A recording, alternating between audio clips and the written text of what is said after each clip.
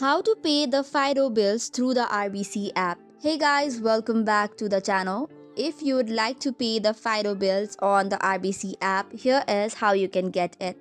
First of all, head over to your application and log in using your credentials. Now that this is done, you will land to this page.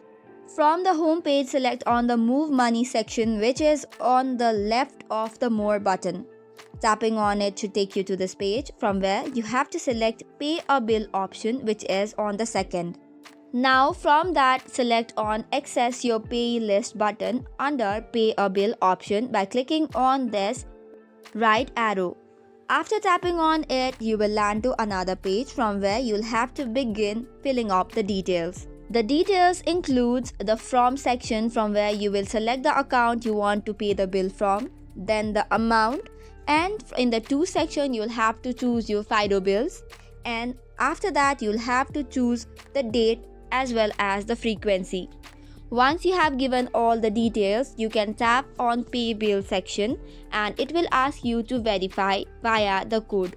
And once that is done, you are good to go. So that's it for today's video. For more such contents, do not forget to hit the like and subscribe button.